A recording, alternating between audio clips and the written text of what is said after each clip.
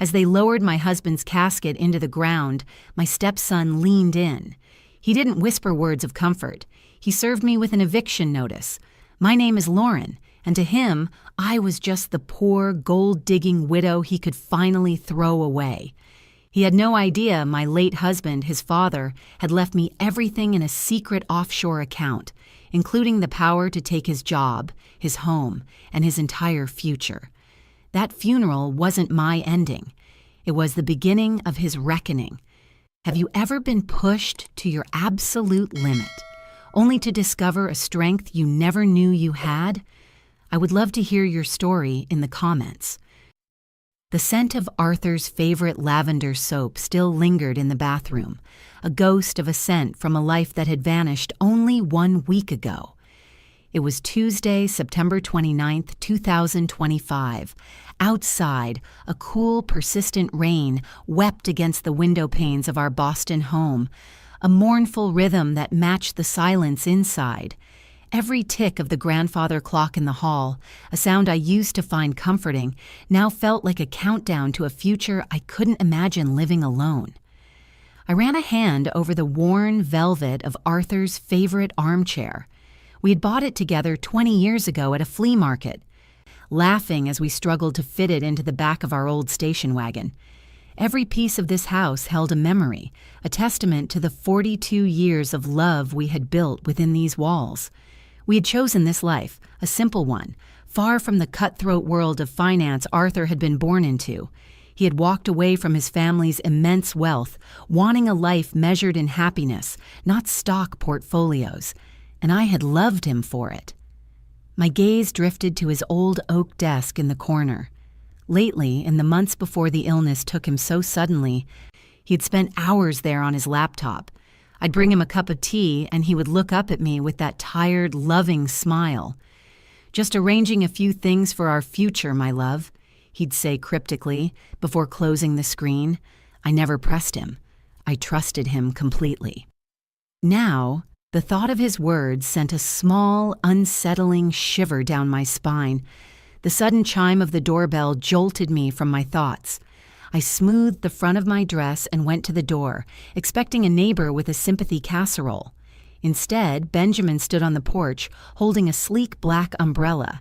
He looked impatient, shifting his weight from one foot to the other. "Lauren," he said, stepping inside and shaking the rain from his expensive coat. He never called me Mom. In the 15 years since I had married his father, I had always just been Lauren.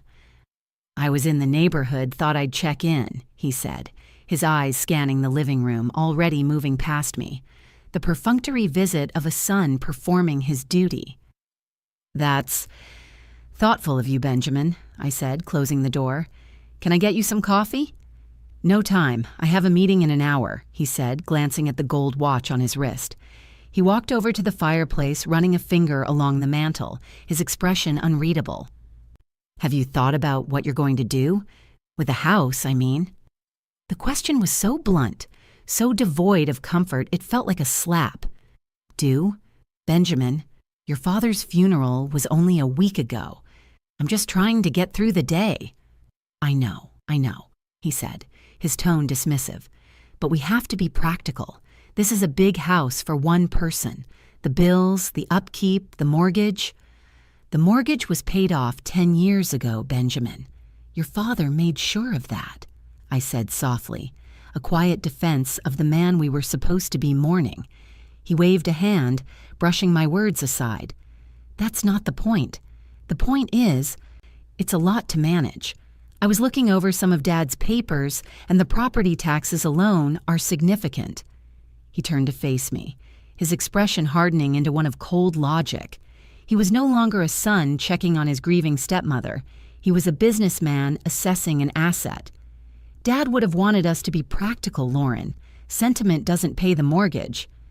The cruelty of his words, using a mortgage we didn't even have as a weapon, sucked the air from my lungs. Before I could find my voice to respond, his phone buzzed.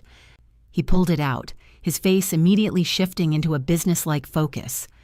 "I have to take this," he said, already walking toward the door. "It's important." He answered the call, his voice dropping to a low, urgent murmur. I heard fragments. "The deal is closing. Liquidate the assets. No delays." He opened the door, gave me a quick, distracted nod, and was gone. I stood there, wrapped in the suffocating silence he left behind, his heartless words echoing in my head. I walked to the window and watched him hurry down the walkway. He climbed not into his usual sedan, but into a brand-new, expensive-looking SUV, the kind with a price tag that could cover our old property taxes for a decade. As the engine purred to life and the sleek vehicle disappeared into the rain, a cold, sharp question pierced through my grief. I wondered where the money had come from. I spent the night staring at the ceiling. The image of Benjamin's expensive SUV burned into my mind. His callous words about sentiment and mortgages played on a loop, a discordant soundtrack to my grief. By the time the sun rose on Wednesday, September 30th, 2025, I had come to a quiet, cold conclusion. My stepson's visit had not been about concern. It had been a reconnaissance mission. The doorbell rang at precisely 10 o'clock in the morning. I had just finished my coffee, the bitter taste a welcome distraction. Through the peephole, I saw Tiffany, Benjamin's wife, standing on my porch. She held no casserole dish, no bouquet of sympathy flowers. Tiffany arrived the next day, not with a casserole dish, but with a stack of glossy real estate magazines. "Lauren, darling," she said, breezing past me into the entryway. Her expensive floral perfume instantly overwhelming the familiar scent of coffee and old books. "I am so sorry I haven't been by sooner. It's all just been such a whirlwind." She gave me an air kiss that landed somewhere near my ear. I remembered her at our wedding, her eyes coolly assessing my simple dress, a silent judgment that had never really faded. "I'm managing," I said, closing the door.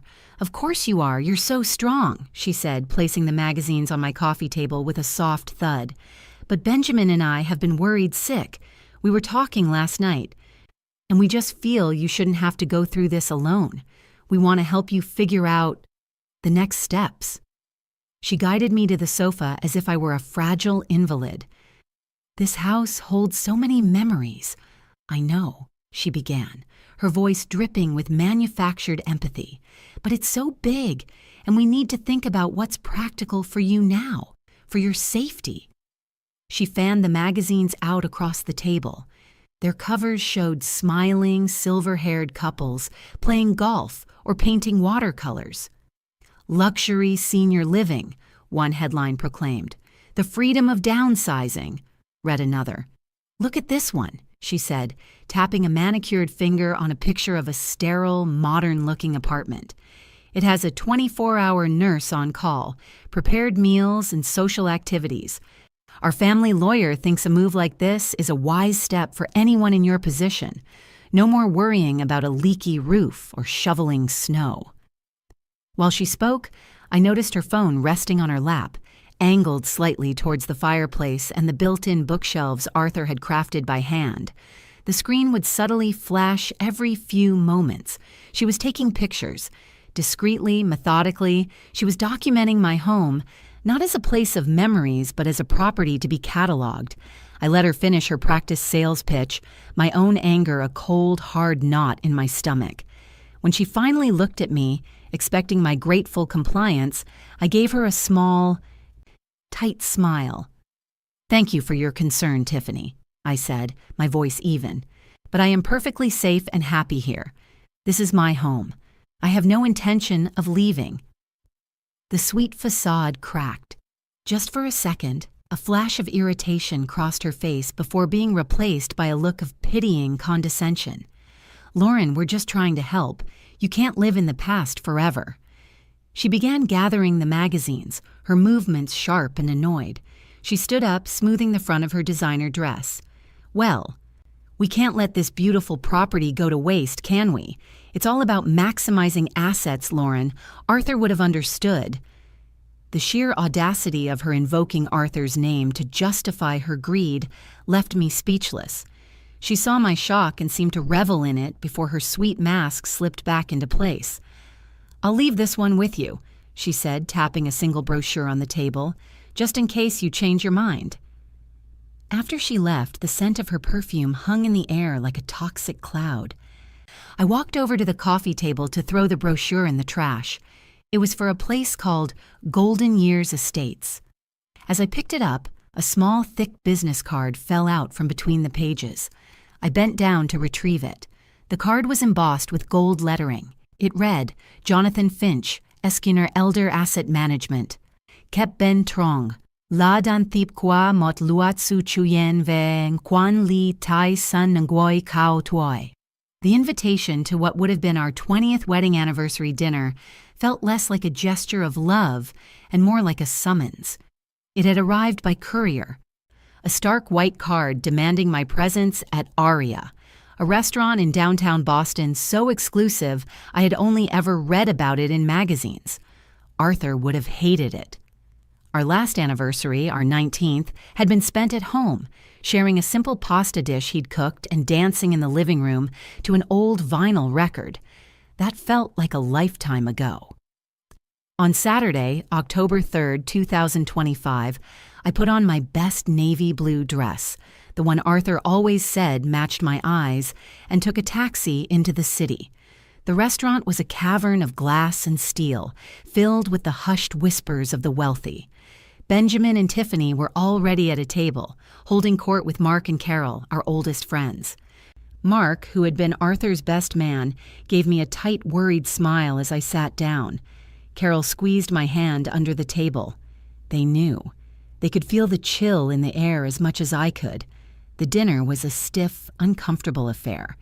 Benjamin spoke loudly about a recent business acquisition, while Tiffany detailed their plans to renovate a ski chalet they didn't yet own. They were performing, playing the role of a successful, caring family for Mark and Carol, but the script was hollow. I picked at my ridiculously small portion of salmon, the taste of grief still coating my tongue.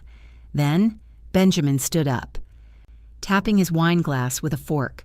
The light caught the face of his watch, the same one I'd seen him wearing a few days prior. "A toast," he announced, his voice smooth and practiced, "to my father, Arthur, a man of simple tastes." He paused, letting the subtle insult hang in the air. "And to Lauren, 20 years. Who would have thought?" He smiled, but it didn't reach his eyes. "Here's to the future, to new beginnings, and to having the courage to let go of the past to make practical decisions for the living." A wave of heat washed over my face. Mark stared down at his plate, and Carol suddenly became very interested in folding her napkin. The toast was not for my anniversary. It was a public declaration of his intent. "And we have a little something for you." "Lauren," Tiffany chirped, sliding a beautifully wrapped slender box across the table.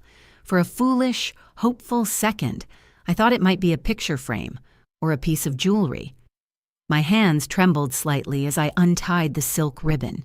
Inside, nestled on a bed of tissue paper, was the same glossy brochure for Golden Years Estates she had shown me before.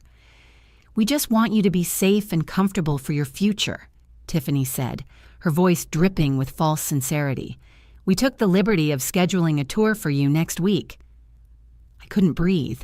To do this here, in front of our friends, was a new level of cruelty. Mark finally broke the silence. He cleared his throat, his voice thick with emotion. "Benjamin, your father loved that house. He built half of it with his own hands." Benjamin took a slow sip of his wine, his gaze as cold as the ice in his water glass. "And now he's gone," he said, his voice flat and final. "We have to make decisions for the living." The conversation died after that. We finished the meal in near silence, the unspoken truths screaming louder than any words could. I endured the rest of the evening, a polite smile frozen on my face, feeling utterly and completely alone. I returned home that night, the humiliation burning in my chest. The house felt cavernous and empty, a hollow shell of the life I once had. As I fumbled for my keys, my foot nudged something on the welcome mat. It was a plain white envelope slipped under the door. It had no stamp, no return address, just my name typed on the front. For a moment, my heart leaped with a wild, unidentifiable hope. Was it a message? A clue? A sign? I ripped it open right there in the dimly lit hallway. It was an offer for a pre-approved credit card. The disappointment was so sharp, so bitter, it felt like a final, mocking joke from the universe. I let the pieces of junk mail flutter to the floor, my last ounce of hope turning to ash. The soft chime of an incoming email from my laptop was the last sound I expected to hear in the dead of night. The sender's name made my heart stop. Arthur Hayes. I stared at the screen, my breath catching in my throat. It was Sunday, October 4th, 2025, just past midnight. An email from a man who had been dead for 10 days. For a moment, I thought my grief was making me hallucinate. I had been unable to sleep, haunted by Benjamin's cold threat at the anniversary dinner. I had wandered into Arthur's study, a room I had barely touched since he passed, and sat down at his old desk. The worn leather of his chair still held the faint imprint of his form. Seeking some connection to him, I had opened my own laptop, intending to browse old photos, anything to feel his presence again, and then the chime. My hand trembled as I moved the cursor to open the message. I remembered all those nights he'd been hunched over his computer, the quiet clicking of the keyboard, a familiar lullaby. Just arranging a few things for our future, he'd always said. My future. Without him.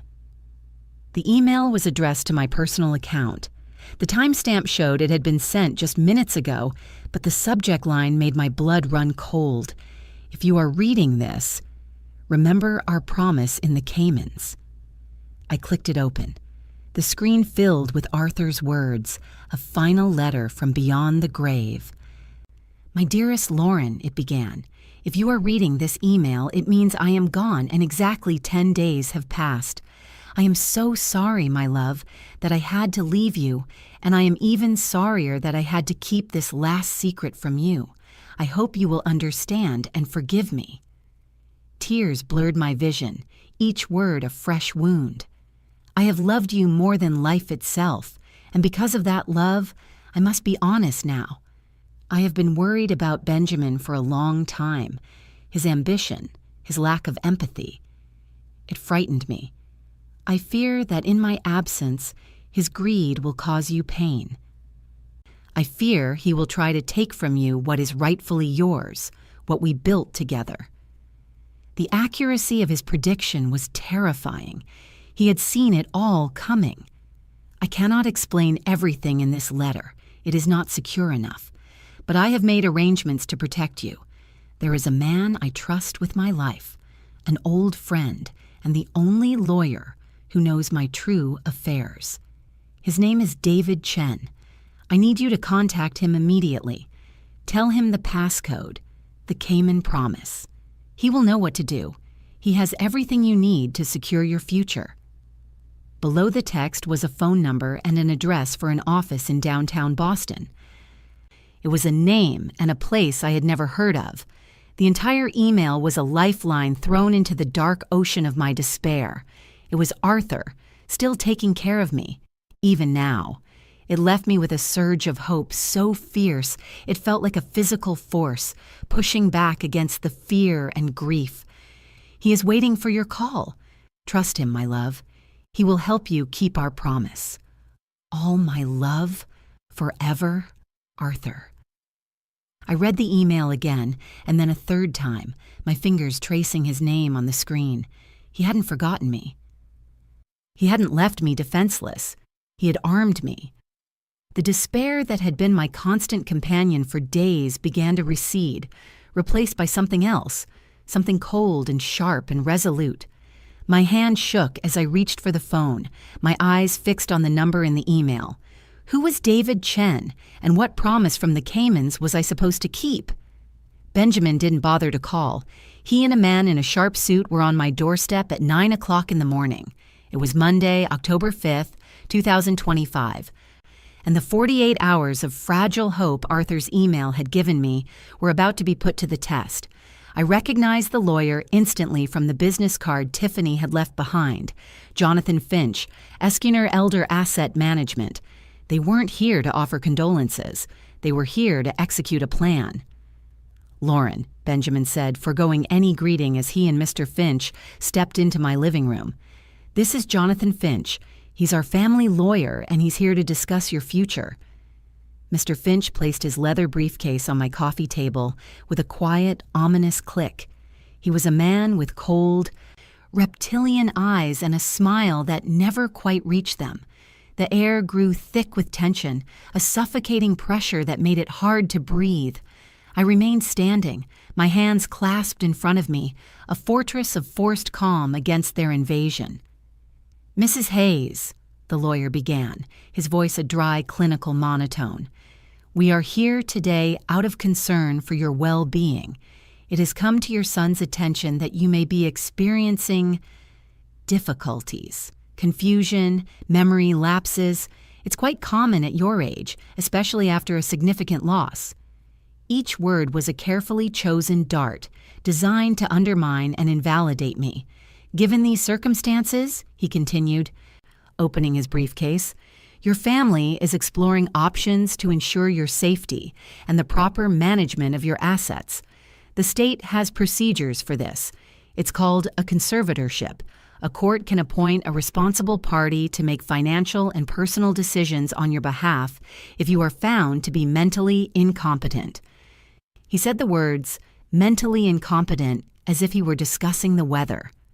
I could feel the blood drain from my face, but I held my ground, Arthur's final words echoing in my mind. "Trust him. He will help you keep our promise." Benjamin stepped forward then, playing the role of the compassionate son. "We don't want it to come to that, Lauren. A court proceeding would be embarrassing for everyone." He placed a thick sheaf of papers on the table next to the lawyer's briefcase. "This is a power of attorney. It's the simpler, more dignified way. You just sign it, and it allows me to manage your finances, to handle the sale of the house, to make sure you're taken care of. It's what Dad would have wanted." I looked down at the document, at the black and white text that would sign away my life, my home, my independence. I felt a surge of fear, a primal instinct to run. But then I looked at Benjamin's smug, expectant face, and the fear was consumed by a cold, clarifying anger.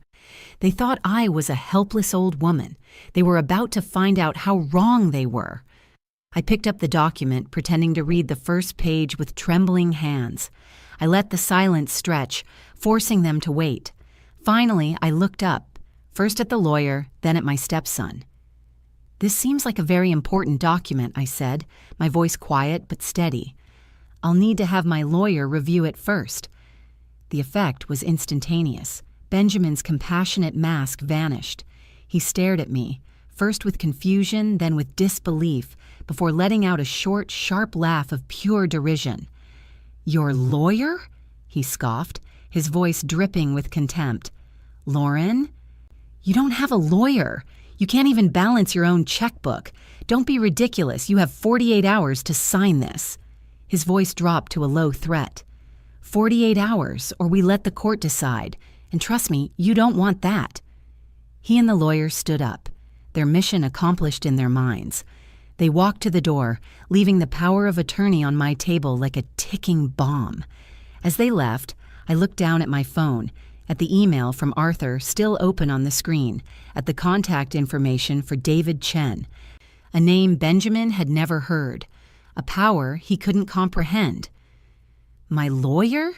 I thought, a slow, dangerous smile touching my lips for the first time in weeks. I'm about to have one. The voice on the other end of the line was calm, steady, and exactly what I needed to hear. I had dialed the number from Arthur's email the moment Benjamin's car disappeared from my street, my heart hammering against my ribs.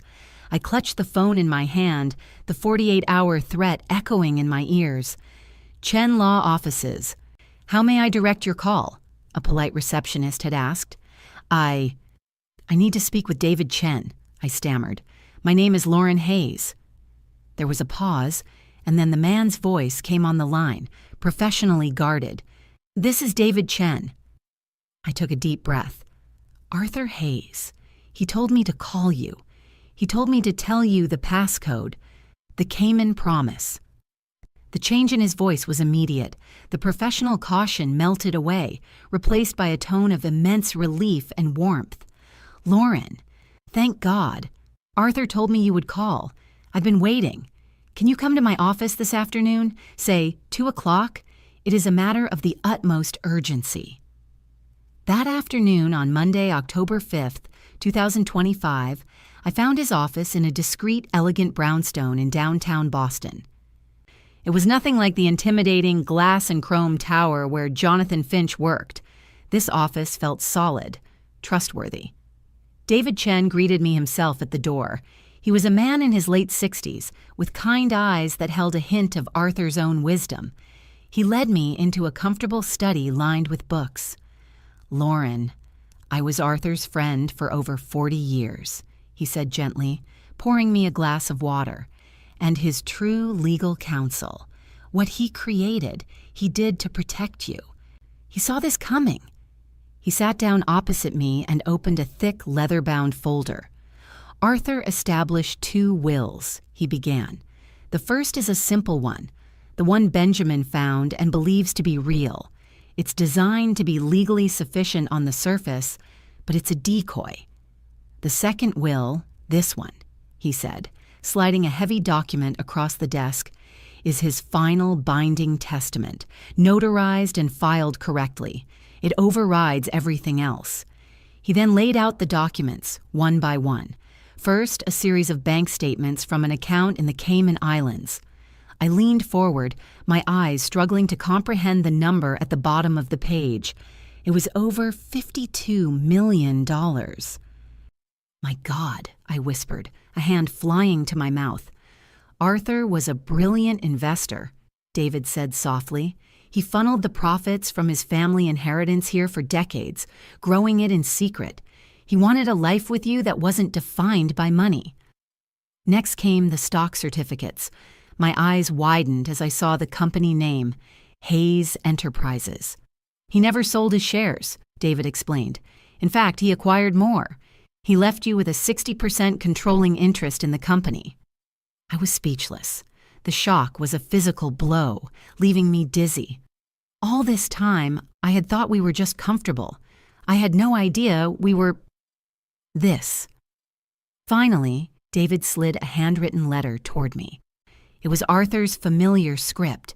In it, he explained everything, his fears about Benjamin, his deep, abiding love for me, and his desire for me to live the rest of my life in peace and security, free from manipulation. Tears I thought I no longer had streamed down my face. It was his final gift, his ultimate act of love. I looked up at David, my vision blurred. He gave me a compassionate smile and pushed the stock certificates forward. "Arthur didn't just leave you money, Lauren. He left you control. You are now the majority shareholder of Hayes Enterprises." I stared at the mountain of documents, at a life I never knew I had. Benjamin's 48-hour deadline was tomorrow. A slow, cold smile spread across my face. Let him come. Benjamin's deadline was meant to be a threat. Instead, it became my timeline for action.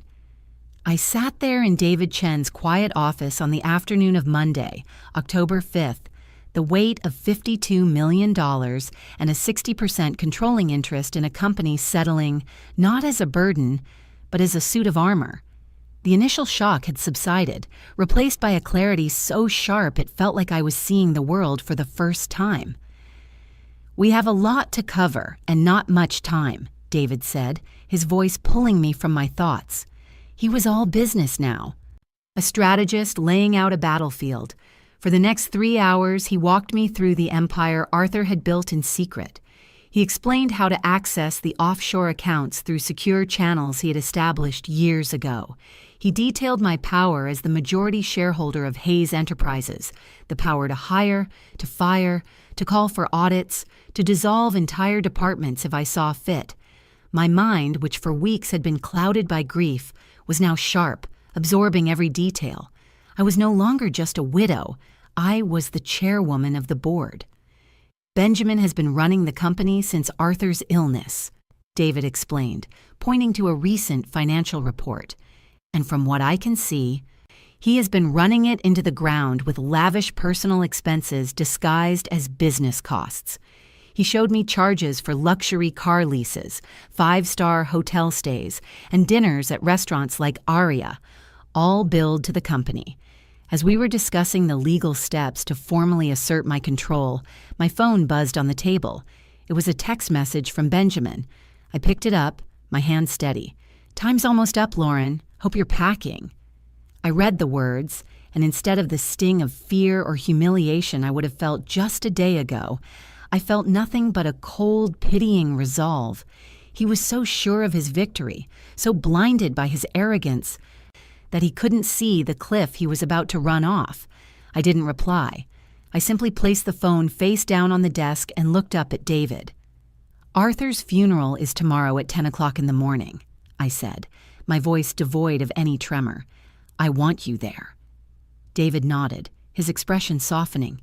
"Of course, Lauren. I will be there to pay my respects to my old friend." "No," I said, my gaze locking with his. "You will be there, but not as a friend paying respects. You will be there as my attorney. I want you to stand by my side. I want Benjamin to see you. I want him to know that I am no longer alone." A slow, understanding smile spread across David's face. "As you wish, Lauren. I will be there." That evening, back in the quiet of my own home, I felt a profound shift. The house was no longer a tomb of memories, but a headquarters. I walked into the living room and picked up a framed photograph from the mantelpiece, a picture of Arthur and me on our wedding day, 15 years ago. He was smiling, his eyes crinkling at the corners, filled with a love that I now understood was strong enough to reach across death itself to protect me. I traced his face with my finger. "I will make you proud," I whispered to the man in the photograph. I thought of the next day, of the black dress hanging in my closet, of the feigned sympathy I would have to endure. But now there was a new element to the picture, a final public act of humiliation planned by my stepson, a final piece of his power play before he took everything. Tomorrow, at my husband's funeral, my stepson plans to humiliate me one last time. He has no idea he's walking into his own. The funeral was held on a cold, gray day. I wore a simple black dress, the picture of a grieving widow. No one knew I was also a general preparing for war. It was Tuesday, October 6th, 2025, and the air at Mount Auburn Cemetery was thick with the damp scent of wet earth and dying leaves. I stood by the graveside, accepting condolences from friends and distant relatives, my hand held steady by Mark and Carol. I played my part, nodding and murmuring thanks, my eyes appropriately downcast. Across the manicured lawn, I watched Benjamin. He wasn't grieving, he was performing. He accepted handshakes with a somber, authoritative air, already stepping into the role of the patriarch. Tiffany stood beside him, a black veil failing to hide the smug satisfaction in her eyes. They moved through the mourners like politicians working a room, their grief a costume they wore for the occasion. The final prayer was said, the last handful of dirt was tossed, and the small crowd began to disperse, leaving a quiet, aching void where Arthur's casket had been. That's when Benjamin made his move. He waited until Mark and Carol had stepped away to speak with another couple, leaving me momentarily alone. "Lauren, can I have a word?" he said, his voice a low murmur. He guided me away from the grave, behind the shade of a massive ancient oak tree, as if granting me the privacy for my own execution. He reached into the inner pocket of his tailored suit and pulled out a folded legal document. He didn't hand it to me gently. He pressed it into my hand, the crisp paper cold against my skin.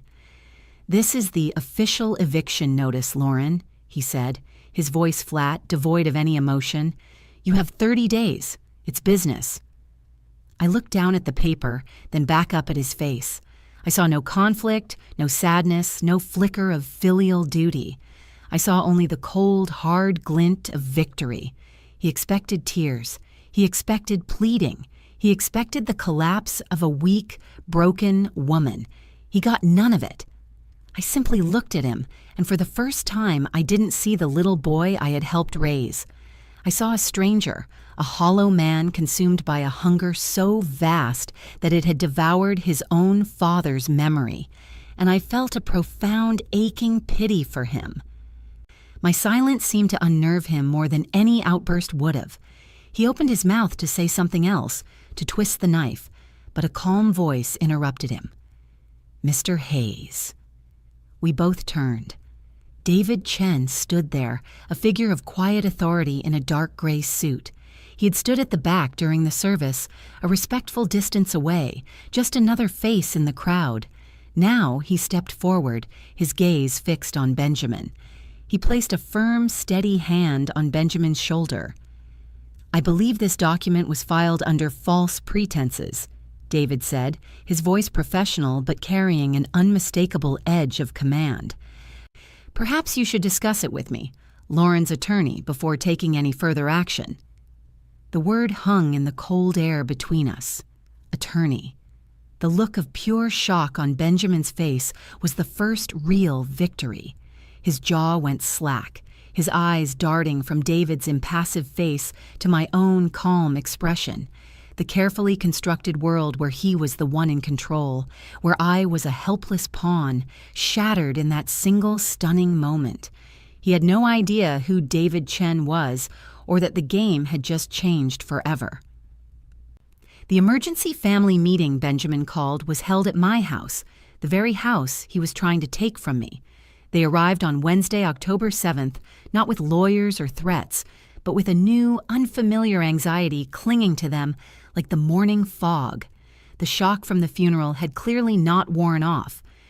They walked into my living room, and for the first time, they seemed like trespassers. I was already seated in Arthur's armchair, a cup of tea warming my hands. I did not get up. "Who was that man at the funeral, Lauren?" Benjamin began without preamble, his voice tight with controlled fury. "The one who called himself your attorney." I took a slow, deliberate sip of my tea before answering. The simple act of making him wait was a small, satisfying exercise of my newfound power.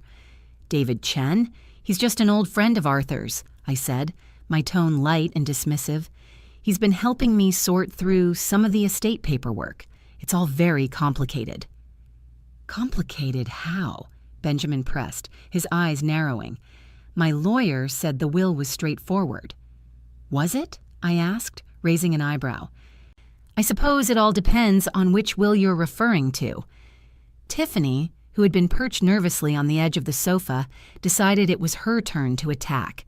She leaned forward, her face a mask of cloying concern. "Lauren, darling, Benjamin and I are worried. Your behavior has been so unpredictable. One minute you're inconsolable, the next you're bringing strange lawyers to funerals. It's erratic. We think the stress and grief might be causing you to become confused." There it was, the old tired tactic, the suggestion that my mind was failing, that my actions were not my own. A week ago, it would have terrified me. Now, it only bored me. I ignored her completely and turned my gaze to Benjamin, softening my expression into one of maternal worry. "Speaking of stress," I said, my voice gentle, "I've been so worried about you, Benjamin. Arthur wouldn't want you to be under such financial pressure, especially now." The color drained from Benjamin's face. Tiffany froze, her mouth slightly agape. "I was looking over some old accounts of your father's," I continued, the lie flowing smoothly, "and I happened to come across the balance for your primary credit card. The debt was quite substantial. I can only imagine how that must have been weighing on you." I paused, letting the silence hang heavy in the room. They were both completely still, their eyes wide with a mixture of disbelief and horror. "So, I took care of it," I said with a serene smile. "I paid it off this morning. The full balance, just under $30,000. Arthur wouldn't want you to be stressed. Consider it a final gift from your father."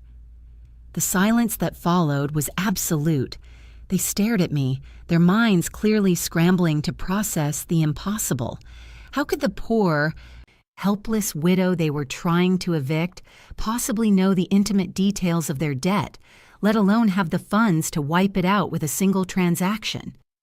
Tiffany was the first to find her voice, but it was a weak, trembling whisper. How did you know about that?" I just smiled, a slow, enigmatic smile that offered no answers. A mother knows things. But as they got up to leave, their earlier aggression replaced by a stumbling confusion, I saw true fear in their eyes for the first time. They had come to my house to intimidate a victim. They were leaving, having been toyed with by a queen. The official invitation arrived on thick, cream-colored cardstock, smelling faintly of expensive ink and hypocrisy. It came by courier on Friday, October 9th, 2025, a formal summons from Jonathan Finch's law office. I was cordially invited to attend the official reading of the last will and testament of Arthur Hayes, to be held the following Monday at 10 o'clock in the morning. They were no longer playing games. They were moving their final pieces into place on the board. An hour later, my phone rang. It was Benjamin. After 2 days of silence, his voice had regained its familiar, arrogant swagger. The fear I had seen in his eyes was gone, replaced by a brittle confidence. "Just wanted to make sure you got the invitation, Lauren," he said, his tone condescendingly cheerful. "It's just a formality, of course, but our lawyer insists on doing things by the book. You should probably be there to, hear the final numbers." The final numbers. He spoke as if he were discussing a corporate merger, not the final wishes of his dead father. He was so certain of his victory, so sure that his decoy will was the final word. "I will be there, Benjamin," I said, my voice a calm, level C. "Good," he said, a hint of surprise in his voice at my lack of protest. "See you then." He hung up. I immediately called David Chen. "The invitation has arrived," I told him. "I expected as much," David's calm voice replied. "They are making their final arrogant move. Can you come by my office this afternoon? We have a few things to finalize." I spent the rest of the afternoon with David, going over the strategy one last time. His office had become my sanctuary, a place of clarity and strength. He had copies of every document, every bank statement, every stock certificate, all arranged in perfect order.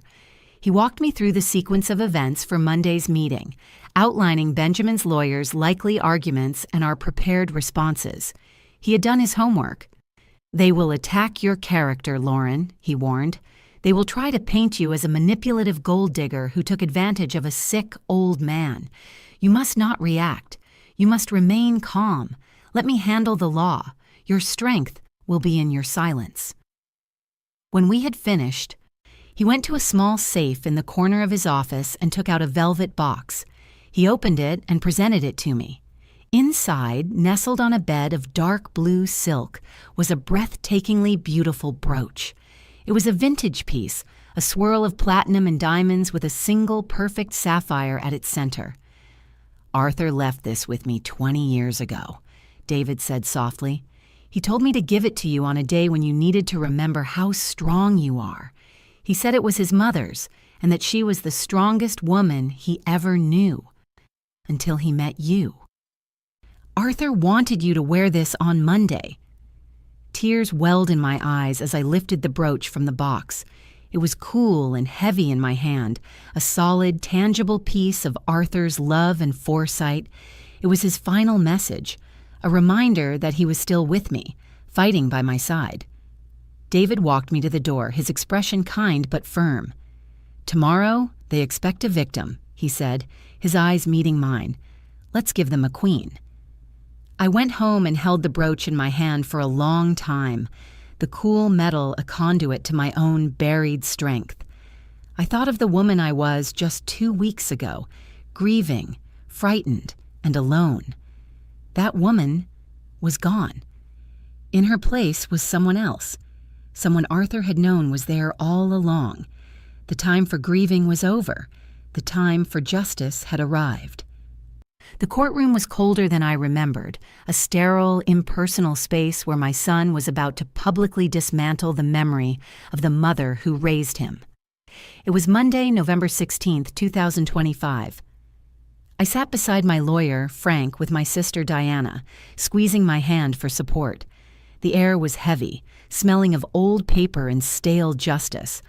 Across the aisle, Christopher sat with his wife, Jessica, and her parents. He wouldn't look at me. Jessica, however, met my gaze with a cool, confident stare. She was enjoying this. Their lawyer, a man named Mr. Davies with an arrogant tilt to his chin, rose to make his opening statement. His voice filled the quiet room, smooth and condescending. He spoke of my late husband, David, with a familiarity that made my skin crawl. Then he turned his attention to me. "We are here today not out of malice," he purred, gesturing towards me, "but out of profound filial concern.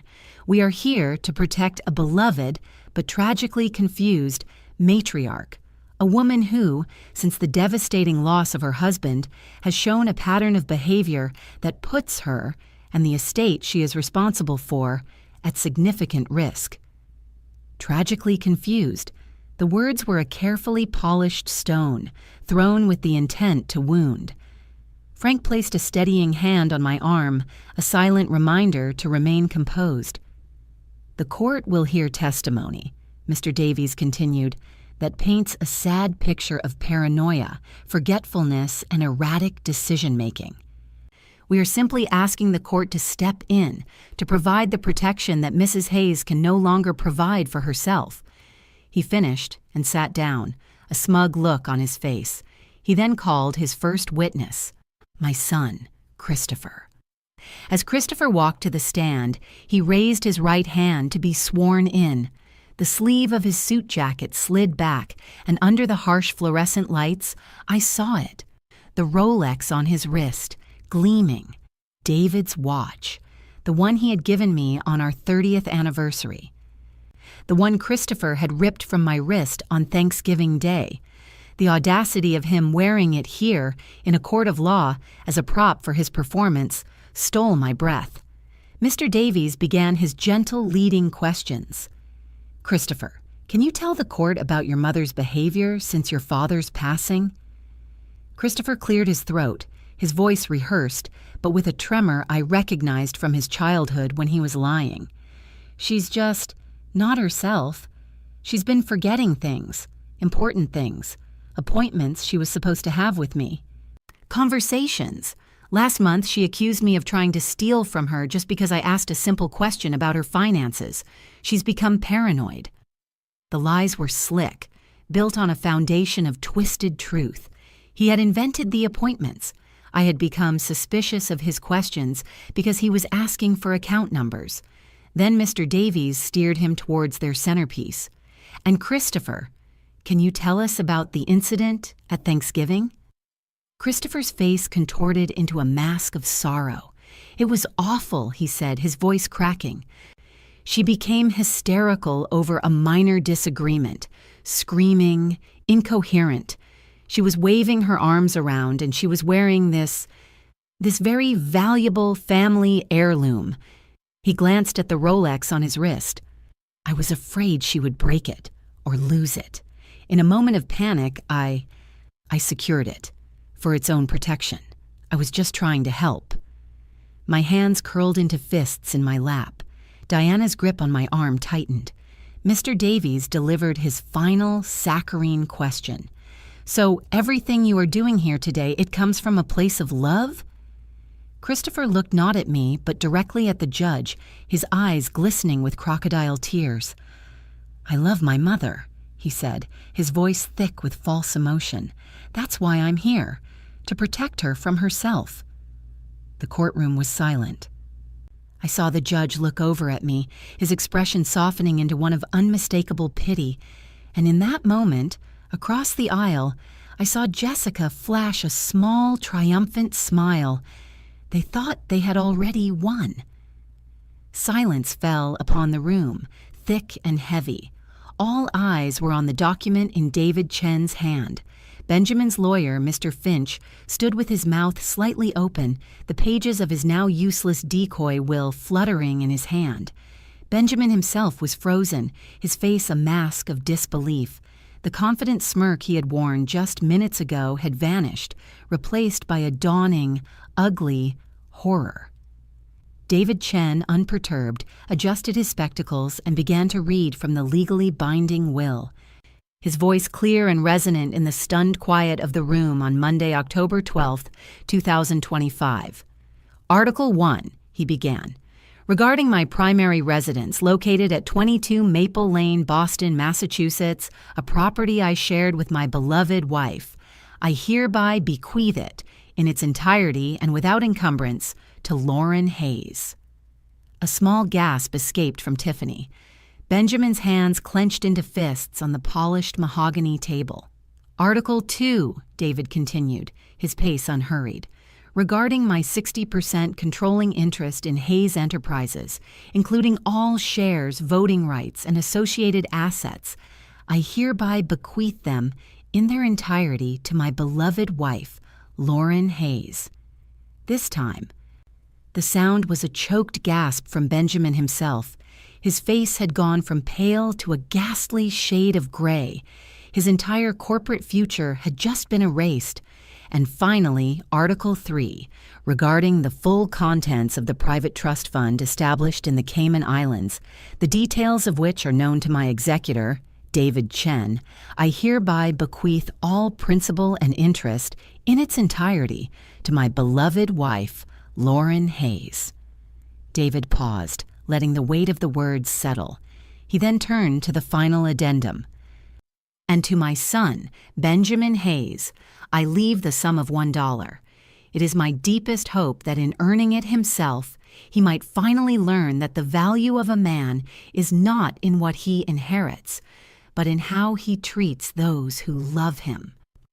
The single dollar was a more brutal blow than if he had left him nothing at all. It was a final damning judgment from his father. Before Benjamin could find the words to protest, David held up a hand. There is one last item. A personal letter Arthur requested be read aloud. He unfolded a piece of paper, and the room filled with Arthur's voice, spoken through his oldest friend. My dearest Lauren, David read, you were the greatest gift of my life. You showed me that love could be quiet and true, far from the noise of money. I leave you not a burden, but a shield.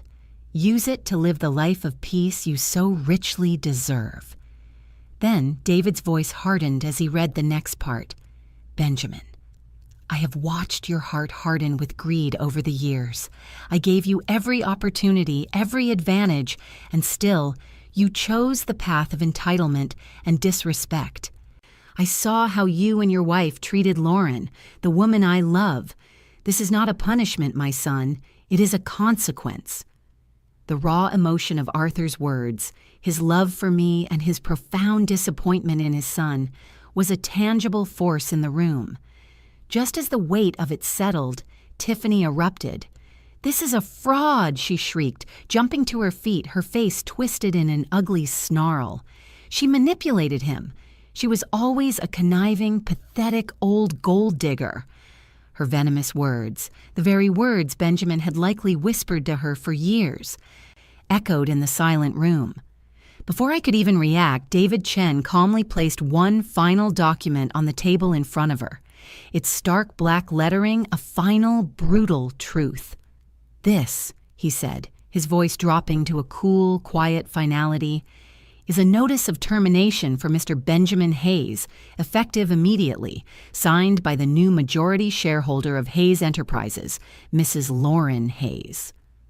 The sound of Tiffany's gasp was sharper than a slamming door. She stared at the termination notice on the table as if it were a venomous snake. Benjamin looked from the paper to my face, his own expression a chaotic storm of rage and utter bewilderment. He finally found his voice, a strangled, furious sound. You can't do this, he snarled, shoving himself to his feet. This is a joke. I will contest this absurdity in court. That will is a fraud, and you have no authority here." David Chen didn't even flinch. He spoke with the unshakable calm of a man holding all the winning cards. "The will is ironclad, Mr. Hayes. It was executed by your father in sound mind and is legally incontestable. As of this moment, on Monday, October 12th, 2025, Mrs. Hayes is the majority shareholder. Her authority is absolute. As for your employment, it is terminated. Security will meet you at your office to escort you from the premises." Benjamin looked as though he had been physically struck. He staggered back, his bravado crumbling into dust. It was then that I rose from my chair. For the first time, I was not the quiet, grieving widow. I was the one in command. All eyes in the room turned to me. I did not raise my voice. I did not need to. "David," I said, my voice clear and steady, cutting through the tense silence, "please initiate a full forensic audit of Hayes Enterprises, going back 5 years. I want a detailed report of every expense account, every invoice, every company-funded car and dinner. I want to know where every single dollar has gone." I looked directly at Benjamin. The last traces of color drained from his face. We both knew what the audit would find: the luxury SUV, the expensive trips, the dinners at Aria, all paid for by the company he was treating as his personal bank account. He opened his mouth, but no sound came out. He was checkmated. Then I reached into my handbag and retrieved a single, crisp envelope. It was the same type of legal envelope he had so coldly pressed into my hand at the funeral. I walked slowly around the table until I stood directly in front of him. He flinched as I approached. A cornered animal finally face to face with the predator it never saw coming. I did not throw the envelope down. I placed it gently on the table before him, a perfect chilling echo of his own actions. "This is for you," I said, my voice soft but laced with steel. "It's an eviction notice for your company-funded apartment. You have 30 days. I paused, letting my words sink in, letting him feel the full, crushing weight of the perfect, terrible symmetry. "It's business." That was it. That was the final blow. He didn't shout. He didn't protest. He simply collapsed back into his chair, a puppet with its strings cut, his head falling into his hands in utter defeat. Tiffany, seeing her world of luxury and status evaporate before her eyes, rushed toward me, her face a mess of tears and smeared makeup. She grabbed my arm, her manicured nails digging into my sleeve. "Please, Lauren, please don't do this," she sobbed. "Think of the family. We can fix this. We're sorry." I looked down at her hand on my arm, then into her desperate, panicked eyes. I felt nothing. No anger, no satisfaction, not even pity. I simply felt empty of her. I gently but firmly removed her hand from my arm without a word, turned my back on them both, and walked away. As I stepped out of that suffocating office and into the brilliant afternoon sun, leaving the wreckage of their greed behind me, I felt the warmth on my face for the first time since Arthur's death. I was finally free. The news of Benjamin's downfall spread through the city like wildfire. In the few weeks that followed the disastrous will reading in early November of 2025, the whispers in the circles he and Tiffany used to frequent turned into a roar. The couple who hosted lavish parties and drove luxury cars had vanished, their ostentatious lifestyle crumbling overnight like a sandcastle in a tsunami. I heard the stories through friends, small snippets of their spectacular collapse. David Chen had called me a week after the meeting to deliver the results of the forensic audit. The numbers were even worse than we had imagined. He embezzled over $400,000 from the company in the last 2 years alone, Lauren, David had said, his voice grim. "We have more than enough to press criminal charges." I thought about it for a long time. I pictured courtrooms, trials, years of my life consumed by the ugly aftermath of his greed. "No," I finally said, the decision settling in my heart with a quiet certainty. We'll arrange a civil repayment plan. Let his public humiliation be his prison. I will not give him another moment of my life." Carol had called me a few days later, her voice a mixture of pity and disbelief. She had driven past Benjamin and Tiffany's luxury apartment building and seen them. They weren't directing movers. They were loading cardboard boxes into the back of a rented U-Haul truck themselves. She said they were arguing, their voices sharp and bitter, each blaming the other for their ruin. The beautiful, invincible couple was now just another broken pair, their partnership revealed to be as hollow as their finances. On a quiet Tuesday afternoon, I went to the cemetery. The autumn air was crisp, and the leaves on the trees were a riot of gold and red. I placed a single white rose on Arthur's headstone and sat on the small stone bench beside it. "I kept our promise, my love," I whispered to the cool granite. "Justice is done. The company is safe, and I am finally at peace." A gentle breeze rustled the leaves, and for a moment I felt him there with me, his quiet approval a balm on my weary soul. A week later, a letter arrived. It was a simple, plain envelope, and the handwriting on the front was Benjamin's. My first instinct was to throw it away, to not let his poison back into my life. But curiosity, or perhaps some lingering, foolish part of me that still remembered the boy he once was, made me open it. The letter was short. The words clumsy and stained with what looked like tears. "Lauren," it began, "I don't expect you to read this, and I know I don't deserve your forgiveness. I have spent every waking moment since that day replaying my life, trying to understand how I became the man who sat in that room. The greed, the entitlement, the disrespect, it was all me. I did it. I take full responsibility. I am so sorry for the pain I caused you, and for what I did to my father's memory. I am not writing to ask for money or for help. I am writing to say that you were right about everything. I hope one day you can find peace." I read the letter twice, my heart a confused, aching mess. It was the first honest thing he had said in years. I folded the letter and walked into Arthur's study. I opened the top drawer of his old oak desk and placed Benjamin's apology inside, right alongside Arthur's final loving letter to me. Forgiveness was a journey, not a destination, and mine was just beginning. 6 months later, I stood on the balcony of the Cayman Islands villa, the same one Arthur and I had visited on our honeymoon 20 years ago. It was May of 2026, and the warm, salty air that filled my lungs felt like the first clean breath I had taken in a year. The turquoise water stretched out to the horizon, a vast expanse of peace. I thought of the promise we'd made here, a promise not just of love, but to live a life of integrity, uncorrupted by the wealth Arthur had left behind. In a way, I had finally kept it.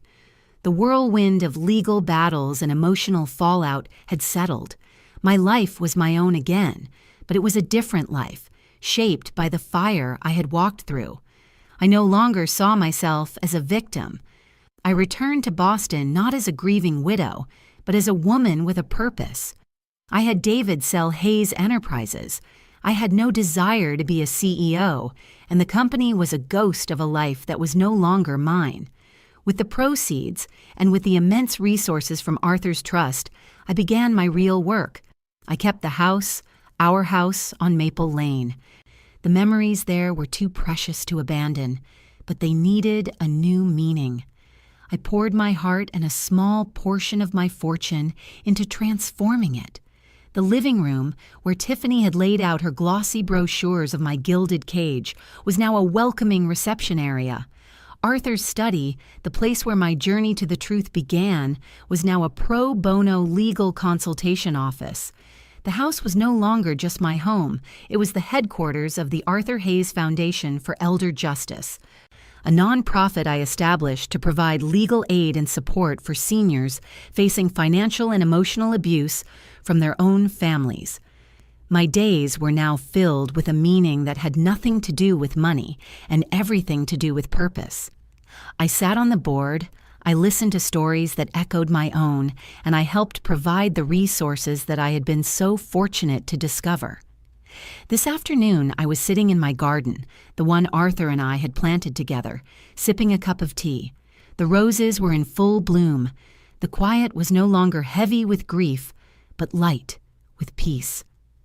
I saw a young couple approaching the garden gate, looking hesitant. "Mrs. Hayes?" the young woman asked, her voice soft. "Yes," I said, smiling.